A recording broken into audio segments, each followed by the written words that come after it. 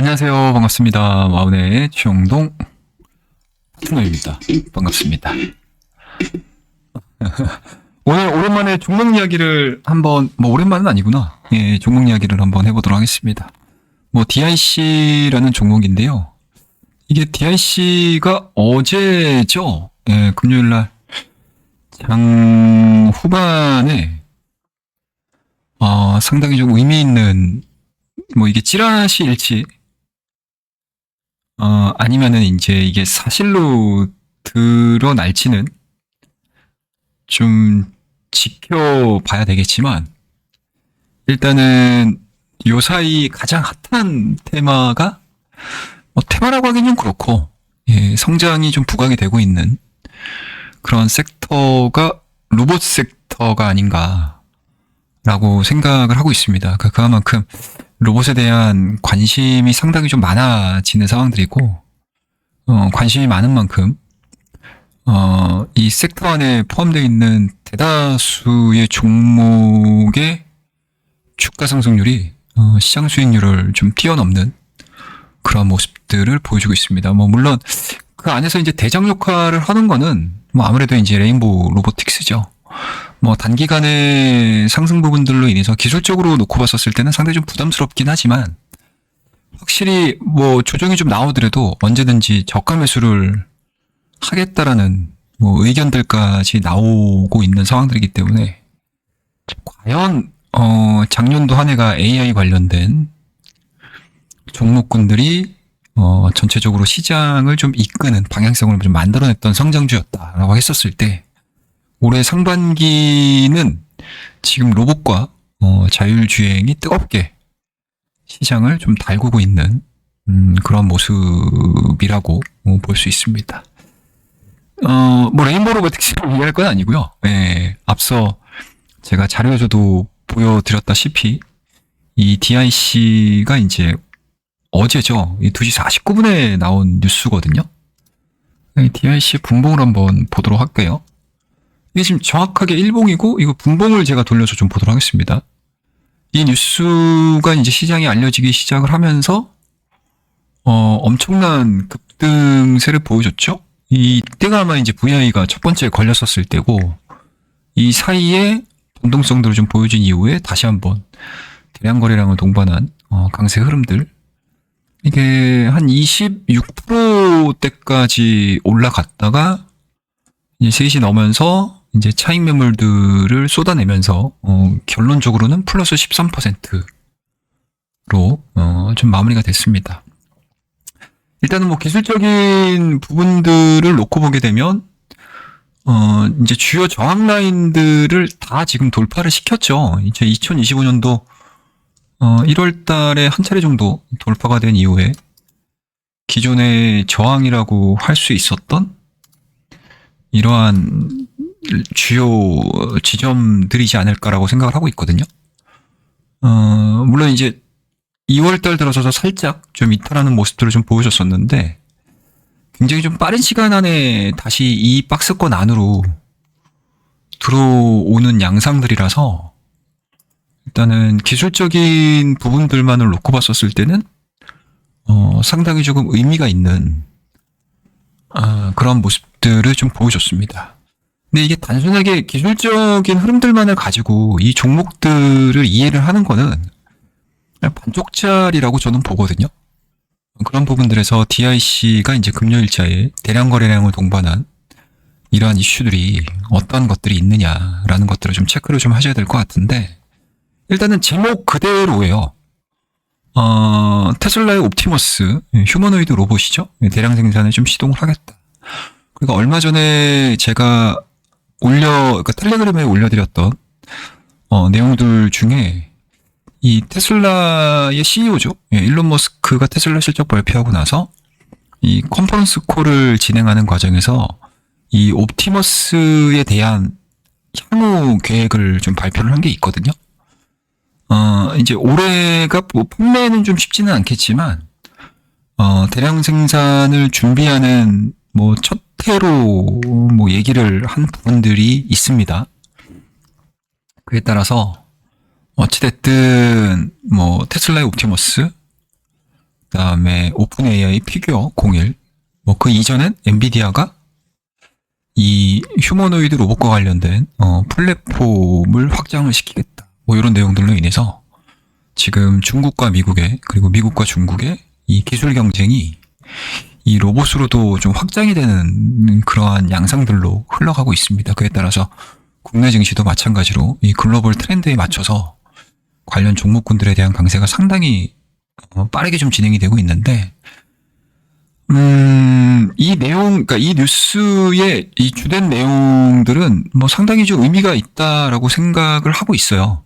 그러니까 이 DIC가 어떤 회사냐라는 건데, 이 DIC가 자동차에 들어가는 다양한 뭐 구동축이라든지 자동차 부품, 뭐 변속기, 구동축 부품을 생산을 하는 회사입니다. 상당히 좀 업력이 있습니다. 그리고 주요 고객사로는 뭐 당연히 현대기아차 당연히 들어가 있고요. 현대기아차. 그 다음에 GM, 폭스바겐, 글로벌 자동차 제조사의 대부분의 부품들을 공급을 하고 있어서 확실히 기술력은 갖추고 있다라고 보는 거고, 그 다음에 이제 중장비 부품 쪽으로도 변속기와 구동축을 납품을 하고 있기 때문에 뭐 내구성이라든지 정밀도를 요구하는 시장에서 경쟁력을 확보를 하고 있는 기업 중에 하나다라고 보시면 좋을 것 같습니다. 실적 부분들은 좀 다소 조금 아쉽죠. 그러니까 전방 산업에서 막 드라마틱하게 막 상승하는 구간들이 나오는 상황들이 아니어서 3분기까지의 매출액과 영업이익, 단기 순이익을 좀 보시게 되면 그렇게까지 크게 막 상승하는 모습들은 좀 보여주고 있지는 않습니다. 그리고 2023년도 대비해서 2024년도의 영업이익과 매출액이 다소 조금 감소하는 그런 모습들을 좀 보여주고 있어서 실적만을 가지고 펀더멘탈만을 가지고 이 DIC를 좀 평가를 하는 거는 주가 상승하는 데 있어서 좀 뭐라고 해야 될까, 완벽하게 뭐 해설을 할 수 있는 상황들은 아니다, 이해할 수 있는 상황들은 아니다 라고 저는 개인적으로는 보고 있고요. 그러면 순수하게 이 모멘텀 플레이가 이 DIC를 끌어올리는 가장 큰 원동력이 될 수 있다고 저는 보거든요. 그래서 이 안에 있는 기사 내용들을 우리가 한번 좀 보게 되면, 일단은 기본적으로 테슬라죠. 생산량을 늘리기 위해서 이 휴머노이드 옵티머스의 생산량을 이제 시동을 거는 거겠죠. 그래서 여러 엔지니어라든지 제조기술자에 대한 채용 공고를 한 상태라고 알려져 있습니다. 네, 그에 따라서 과연 언제 테슬라 옵티머스의 부품 공급사들이 결정이 되느냐, 이게 굉장히 초미의 관심입니다. 뭐 예를 들자면 뭐 애플이 갑자기 아이폰을 생산하기 위해서 부품사를 우리나라 기업으로 채택을 했다. 뭐 굉장히 호재죠. 그리고 테슬라도 마찬가지고요. 뭐 과거에도 이러한 이슈들로 인해서 주가에 대한 탄력도가 굉장히 높아졌던 회사들이 많았던 과거 사례들을 놓고 봤었을 때, 과연 옵티머스의 우리나라 기업들이 포함이 될 수 있을까? 만약에 포함이 된다고 하게 되면 시장에서는 당연히 주가에 대한 강세로 전개가 될 수밖에 없는 상황들이기 때문에, 어제자의 이 DIC와 관련해서 이 테슬라 옵티머스와 관련한 이런 이제 내용들은 상당히 의미 있게 좀 추적을 해봐야 되지 않겠느냐라는 관점입니다. 근데 이게 사실일 수 있는 가능성이 높은 게 뭐냐면, 이미 이 DIC가 테슬라의 전기차 감속기를 공급을 하고 있습니다. 그리고 산업용 로봇과 협동 로봇의 필수 부품이죠. 고출력 사이클로이드 감속기. 이 제품을 생산 완료를 하고 테스트를 완료한 상태이기 때문에, 뭐 항상 벤더사를 고르는 데 있어서, 새로운 기업들을 찾는 것도 중요하겠지만, 기존에, 자기들의 자사와 이미 손발을 맞춰봤던 이 벤더사들이 거기에 부합되는 기술을 갖고 있다라고 하게 되면, 상당히 선택받을 확률이 굉장히 높아지겠죠. 그래서 DIC가 이러한 내용들을 기반으로 해서 뭐 최근에 주가, 그러니까 지난주에 금요일 날, 그러니까 어제 금요일 날 대한거래량을 동반한 강한 관심을 좀 받지 않았나라고 생각을 하고 있습니다. 그래서 물론 이제 다음 주 월요일 날 이게 어떻게 반영을 할지는 우리가 좀 더 지켜봐야 되기는 하겠지만, 확실히 로봇에 대한 관심도가 상당히 좀 많다라는 것에 대한 이제 뭐 반증 정도가 아닐까라고 저는 생각을 하고 있습니다. 근데 이게 좀 확률을 높여갈 수 있는 부분들이 뭐냐면, 이 동사 같은 경우에 업력을 좀 보시면 되게 재미있어요. 이 업력이 되게 높은 회사입니다. 굉장히 긴 회사예요. 1994년도에 이미 이 회사가 이제 로봇 및 정밀기계용 정밀금속의 개발을 완료를 했어요. 그러니까 이미 기술력은 갖고 있다라고 보는 거겠죠. 그리고 2020년도 12월 18일 날 테슬라 한국산 DIC 부품 쓴다. 이게 지금 20년도에 나왔던 뉴스입니다, 여러분들. 엄청나죠? 그만큼 이 테슬라와는 좀 뗄래야 뗄 수 없는 그런 이제 주요 벤더사 중에 하나이기 때문에 DIC의 감속기 기술이 테슬라의 이 옵티머스